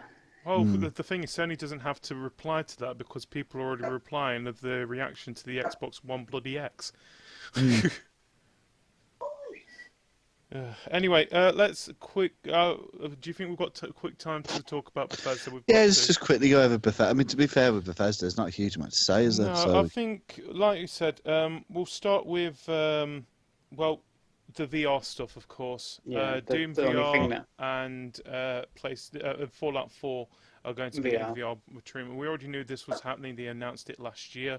It's nice to see that we had more screenshots. What do you think about it, Tattastic, yourself? I'm looking forward to it. I think Doom will be good in it. Yeah. It's done right. Fallout, I sort of got bored playing it in standard mode, so I can't imagine VR is going to make I still haven't finished Fallout 4. I don't think VR is going to make it one way you think, oh, you know what, I can play the whole thing now. Especially the full game, because from my experience with VR, after about an hour and a half, I'm ready to take a break. Yeah. Like, you can't be in there for that long. No. That's what I mentioned after we was talking about Bethesda after, was it Ubisoft's? Yeah. And sorry. I was talking about Bethesda after Ubisoft's, and when it was talking about the Fallout 4 and Doom, I don't like the idea that you've actually... One thing I hate with VR, and it's when you're doing the movement where you've got to press where you want to move. I hate that kind of stuff, but it does make sense to do it. That's in for a reason, because fast-moving games, you're going to get motion sick. Exactly. So that's why they put the teleport in. But it still does annoy me a little bit. But when it came to when they announced Fallout 4, and by the sounds of things, it's the whole of Fallout 4. Yeah, it is, yeah. Yeah. People are not going to be playing the VR headset for that long, like you said. It's just...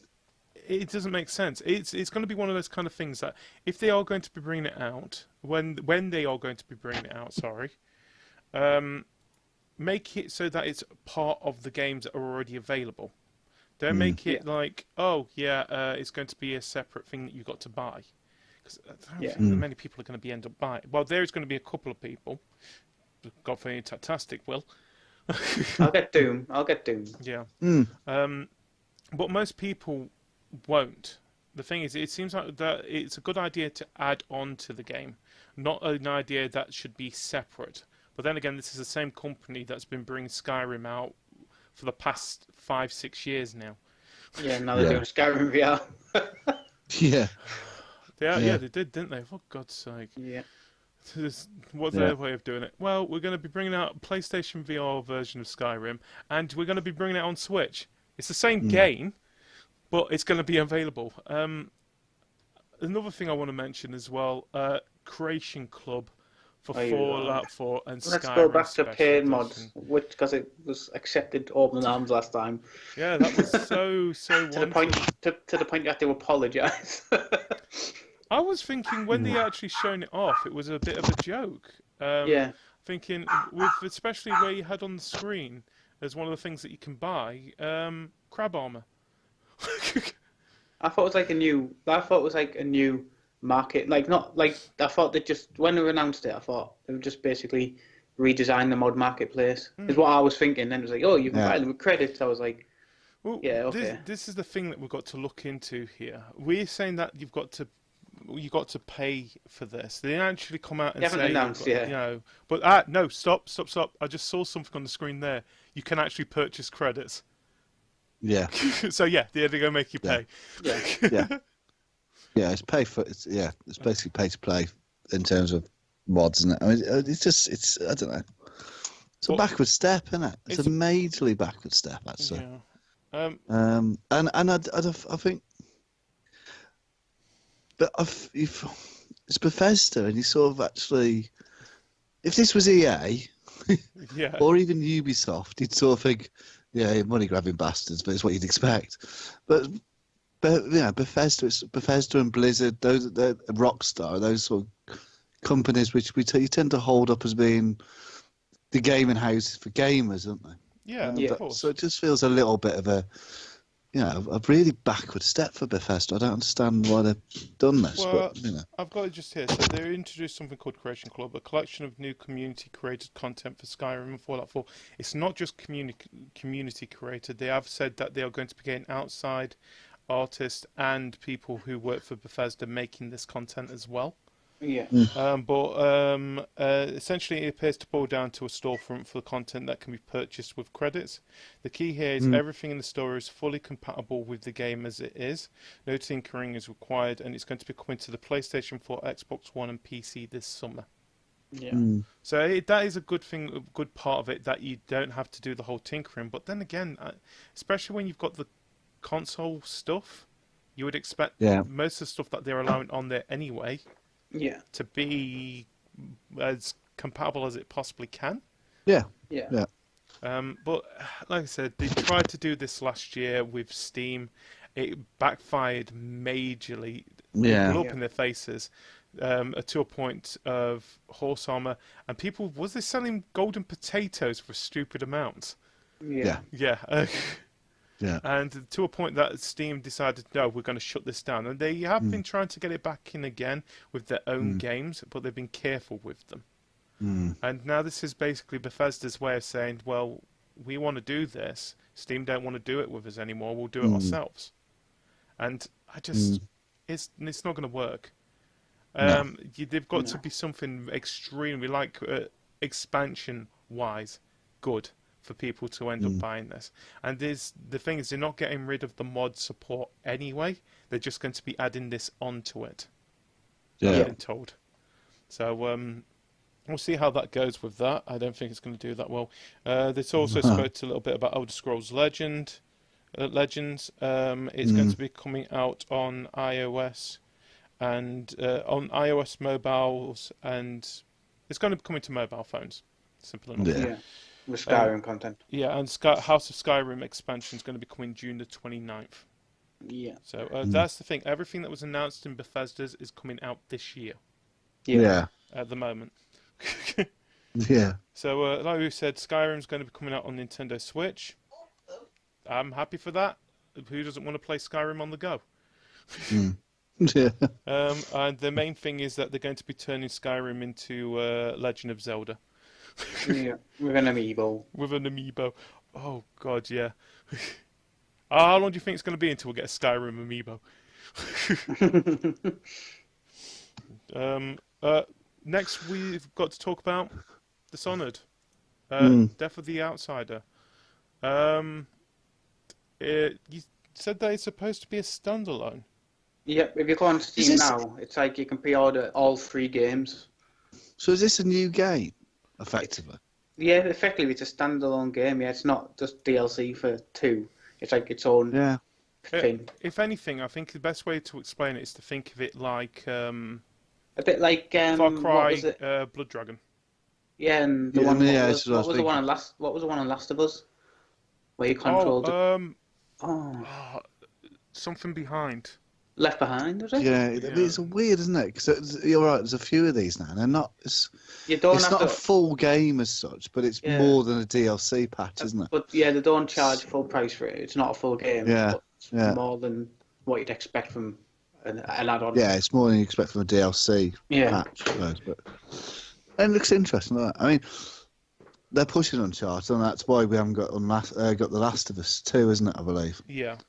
Yeah, with Sony, they're doing the Uncharted. Because they've said that they want to push Uncharted, which is finish Uncharted off first, because this is going to be the last part of Uncharted. This one little Yeah. And So I know it's upset a lot of people because they're expecting The Last of Us 2 this year, but they're obviously not going to get that. But Well, if anything, we're going to get more information about that during PlayStation Experience or even Gamescom.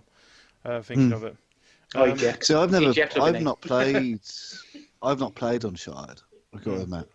But it's a game that every time I see it at E3, I think, that looks really good. I'll pick that up, and then it always comes out at the same time of other games, and it always drops down the list, and eventually I just don't get it. So it's something I'd be interested in picking up. But obviously, you want to pick it up with the other two as well, wouldn't you? Just wanted to mention something about Dishonored. It's Dishonored: Death of the Outsider. It's going to be coming out on the 15th of September.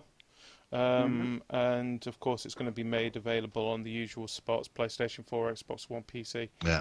The point of this one is that we're going to be having a new protagonist named Billy Lurk, who her main thing is she's going to kill the outsider. Yeah. Simple enough. That is her aim for this one. That explains it all. It's Ron Seal.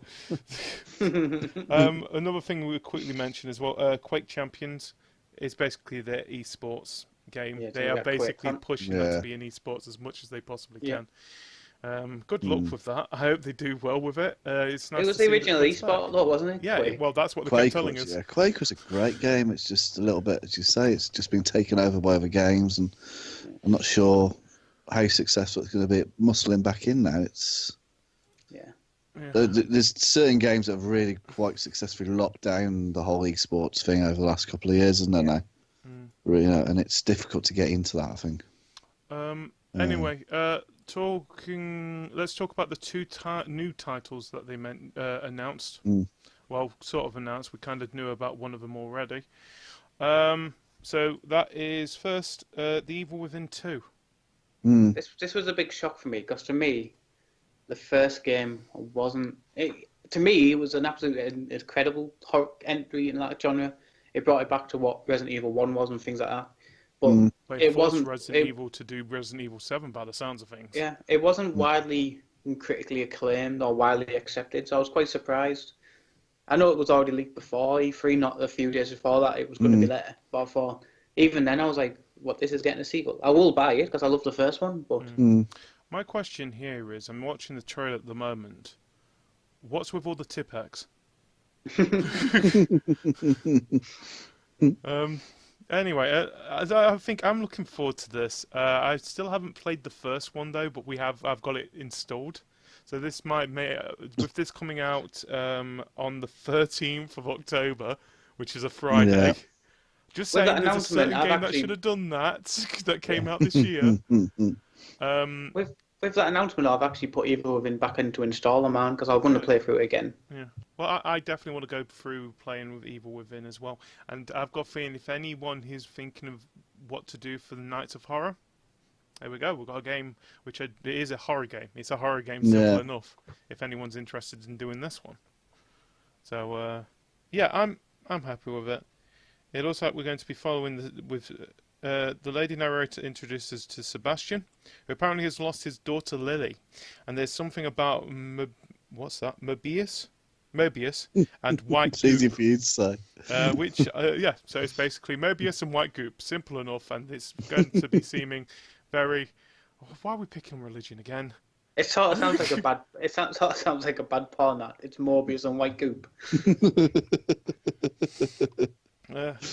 It says here, it looks like a fancied up version of Evil Within, with all the gooey horrors you'd expect it to entail. I expect it to be very, very gory again. From what I've seen about it as well, it looks like it's a lot faster paced in movement, because that was Evil Within was a very slow paced, take your time type game, and this one the trailer made it look like it's fast paced, but it's not gameplay, so it might be completely different. It's going to make me not look at milk the same way again. But anyway, so yeah, that's coming out 13th of October. If you enjoyed the first one, I still need to play the first one, and I'm going to. It's going to be made available on PlayStation 4, Xbox One, and PC. And I said 13th of October, it's going to be coming out. So that is definitely one to keep my interest. Now the other game, Did you guys expect this game, first of all? The other announcement? Yeah, I did. Did you expect them to be announcing it today? Not today, the other day? Yeah. The reason being is the guy who voices BJ Blazkowicz he'd actually put it on his Twitter that he was in the recording studio recording for a new installment of something, and that was like when it was. This was about 6 months ago. I was like, well, clearly it's that. You're making this game. So yeah, Wolfenstein. Well, it's classed as Wolfenstein 2: The New Colossus. Yeah, looks because amazing. they don't remember that there was other Wolfensteins before the last Wolfenstein that came out. Yeah. I've never played Wolfenstein. I know Kaj played it and really, really liked it, isn't he? And I know other people said people who play it really enjoy it. It's one of them games where it's never. I don't think it's ever got the. It's not got a huge following, has it? I think it's got a big following. 1 minute, didn't you play the original Wolfenstein? What did you think of it? We're talking the original. No, we're talking about the one that came. The New Order. The New Order. It was good. It was just a bit slow. It played a bit like, remember when Duke Nukem came out? Yeah. The Forever, whatever it was. What, the one that we don't want to talk about because it was better as a meme? Yeah. It was a bit like that. It wasn't bad, but it looked like it was like a good new game, but it felt like an older game. It wasn't good. Yeah. It was fun, but you didn't get the same feeling. You know what I mean? I agree with that. So what? I got it when it come out and played it, and I thought I'll never play it again. Took it back to shop, and as I traded it in towards something else, I got an extra 25% on trade, and it turned out they actually paid me 40 pence to play the game in the same shop. Because they give me 40 pence more in trade with this extra 25%.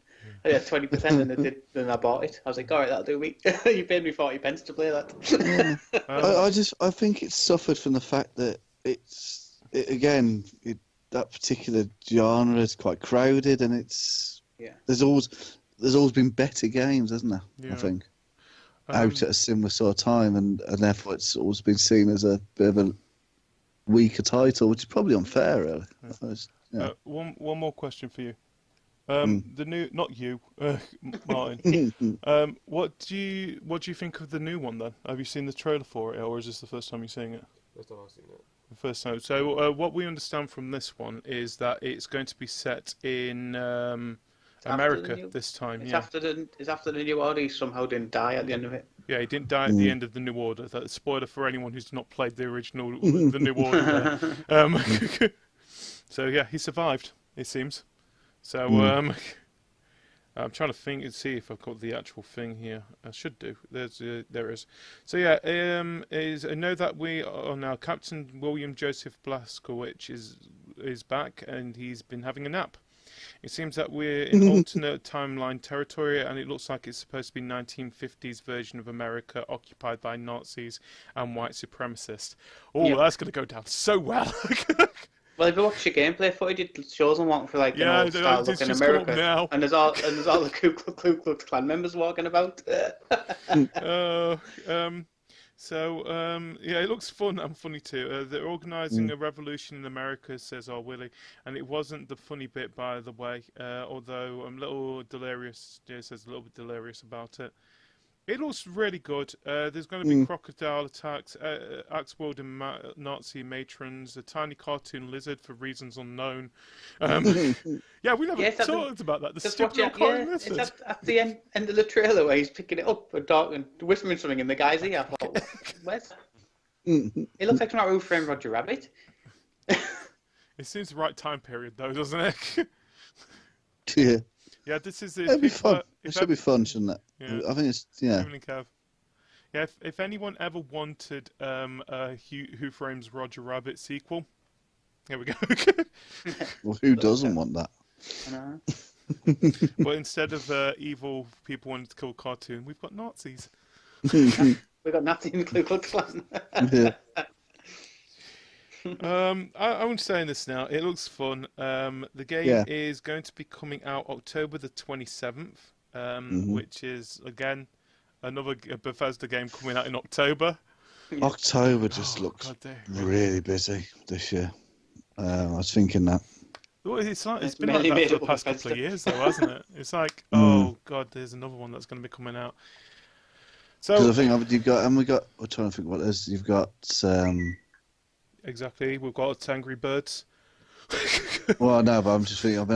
You've got Safe Park, and they talk about this tomorrow. But Safe Park comes out in October, and I think there's also another title. I'm trying to think, Assassin's Creed comes out in October as we've well. got, I'll just name a couple that we know off the top of our head. So we've got Wolfenstein 2, we've got Evil Within 2, we've got Call of Duty, we've got Battlefront, which is going to be coming out, I think they said November now.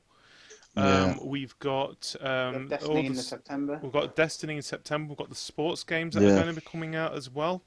We've got Cuphead coming out on the 29th of September.